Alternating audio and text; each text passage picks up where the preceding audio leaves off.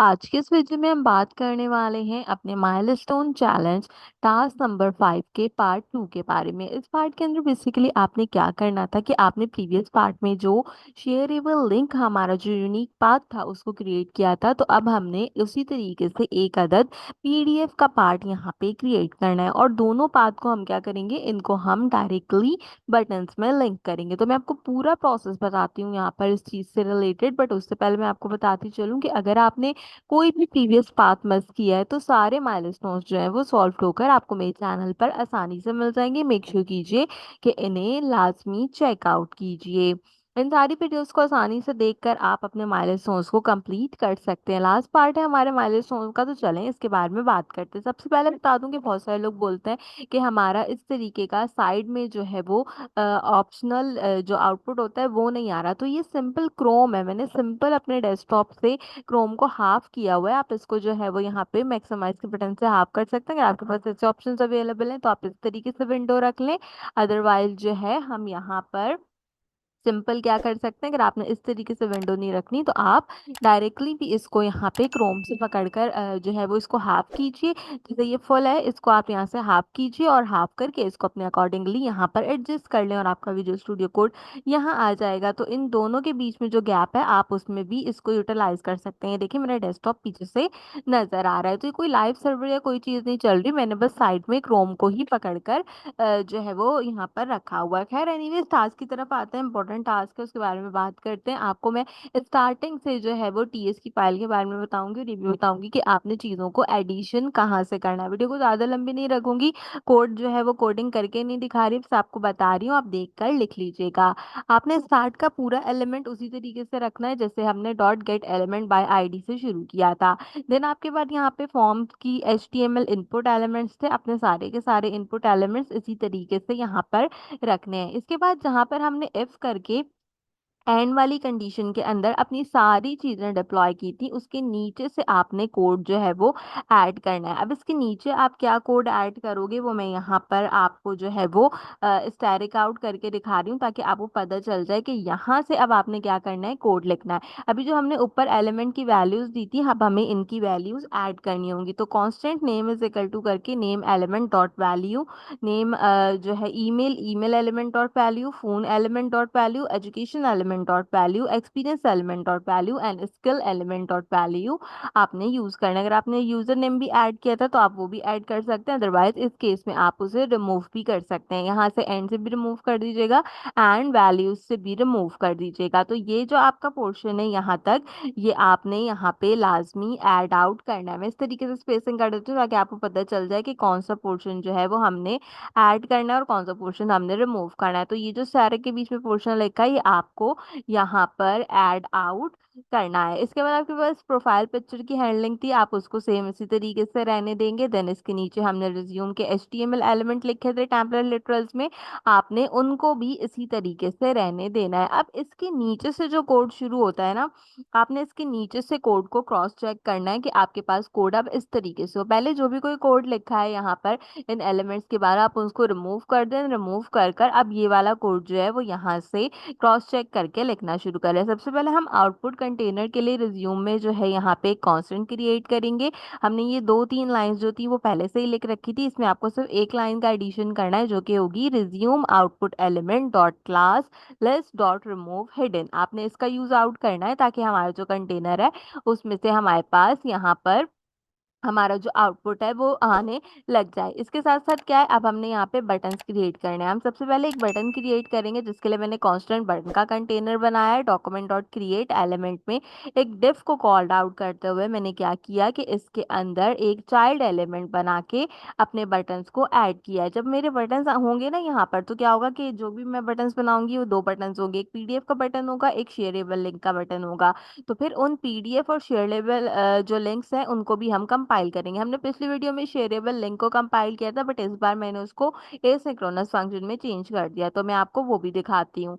इसके साथ साथ हम यहाँ पे पहले बात करें लाइन नंबर 86 की, तो डाउनलोड पीडीएफ का बटन हमने क्रिएट करना है, जिसके लिए मैंने अगेन एक डाउनलोड का बटन बनाया और यहाँ पे एक्टिव इवेंट लिस्नर के थ्रू मैंने अपने एरो फंक्शन को यूज करते हुए विंडोज डॉट प्रिंट की कमांड यूज किया। हमें बताया कि हम टाइपस्क्रिप्ट यूज कर रहे हैं तो हम विंडोज डॉट प्रिंट यूज कर सकते हैं, आप कंसोल डॉट लॉग भी यूज कर सकते हैं, बट मैंने क्योंकि चाइल्ड एलिमेंट बनाया है तो इसलिए मैंने यहाँ पर विंडोज डॉट प्रिंट को यूज किया है। अगर आपको समझ में आती है तो अच्छी बात है, अदरवाइज सेम टू सेम आप देख कर ही लिख रहे हैं तो देख कर ही यहाँ पर लिख लीजिए। अब यहाँ पे कॉन्सेप्ट जो है अगला हमारे पास पीडीएफ बटन के बाद आता है शेयरेबल लिंक का। तो शेयरेबल लिंक हमने ऑलरेडी लिख के रखा था, बस मैंने यहाँ पे क्या किया, थोड़ा सा एक एसिंक्रोनस फंक्शन इसमें ऐड किया और इसमें मैंने एक लिंक ऐड किया। जब यहाँ पे https:// yourdomain.com resume and dollar name में हम नेम जो अपना ऊपर से कॉल एलिमेंट करते आ रहे हैं उसको रिप्लेस करेंगे, तो ये आपने लाजमी देखना है। मेक श्योर कीजिए कि यहाँ पे cv.html होना चाहिए। इसके आखिर में यहाँ पे टेम्पलेट लिटरल लगा, यहाँ भी टेम्पलेट लिटरल लगा, यहाँ भी टेम्पलेट लिटरल लगाए। तो ध्यान से देखकर इस सिमुलेट केस को लगा लीजिएगा। ग्रीन वाली लाइंस ऑप्शनल है, अगर आप लिखना चाहें तो लिखें, नहीं लिखना चाहें तो आप रिमूव भी कर सकते हैं। इसके बाद हमारे पास लास्ट में क्या होगा, हमने अपनी एपीआईज क्रिएट करनी है जिसके थ्रू हम अपने शेयरेबल लिंक्स को यहाँ पे जो है वो कंसीडर कर सकें, और साथ में हमने क्या करना होगा कि अगर वो मिसिंग हो तो कंसोल के अंदर आखिर के एरर्स जो दोनों मैंने आपको बताए थे वो हमने दोबारा से इसमें ऐड आउट कर दिए। तो वीडियो को ज्यादा लंबा नहीं करते हुए मैं आपको सिंपल इसका आउटपुट दिखा देती हूँ। यहाँ पे कोड तो आप जो है वो देखकर लिख ही लेंगे हमारे पास, ठीक है। तो मैंने यहाँ पे सिंपल महक आलमगीर कर दिया।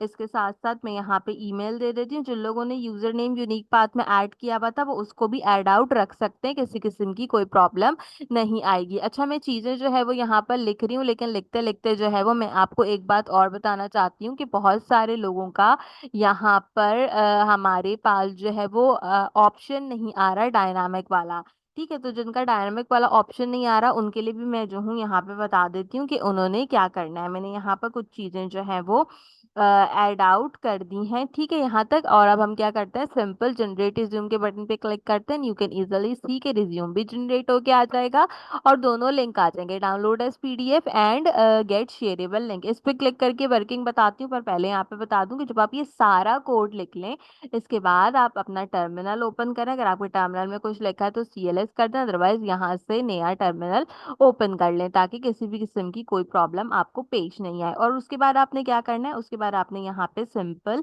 TSC स्क्रिप्ट डॉट टीएस करना है। बहुत सारे लोग ये नहीं कर रहे, अपनी थर्ड वीडियो से टाइप स्क्रिप्ट को हमें कंपाइल करना है जावास्क्रिप्ट में, फिर जाके हमारे पास यहाँ पे वर्किंग होगी, ठीक है। एसिंक्रोनस का एरर दे रहा है प्रॉमिस का मेरे पास, इसको जो है कि कहते हैं कंसीडर नहीं करें क्योंकि मैंने डायरेक्ट लिंक खोला हुआ है तो मेरे पास एरर दे रहा है। लेकिन बात आने की बात ये है कि आपने टाइप स्क्रिप्ट को जो है वो यहाँ पे कंपाइल करना है। अच्छा, ये एरर क्यों दे रहा है, ये एरर इसलिए दे रहा है क्योंकि मैंने अभी इसको डायरेक्ट खोला हुआ है तो टीएस कॉन्फिग की एंड पैकेजेस जेसन की फाइल नहीं है। तो आप जो है कि कहते हैं जब एसिंक को ऐड आउट करेंगे तो TS config and package JSON की फाइल ऐड कर लीजिएगा, आपको टाइप स्क्रिप्ट में आती है ऐड करना। अगर एरर देता है तो इनकेस देता नहीं है, लेकिन अगर देता है तो आप इसको ऐड आउट कर लीजिएगा। ये हमने क्यों करना है, ये हमने इसलिए करना है कि जो हमारी यहाँ पे index.html की फाइल है इसके अंदर हमने यहाँ पे script.js लिखा हुआ है, तो हमें अपनी टीएस की फाइल को जेएस में कन्वर्ट करना है। बहुत सारे बच्चे ये गलती कर रहे हैं तो इसीलिए जो है प्रॉब्लम आ रही है। और अगर आपकी फिर भी प्रॉब्लम आती है तो इसके आगे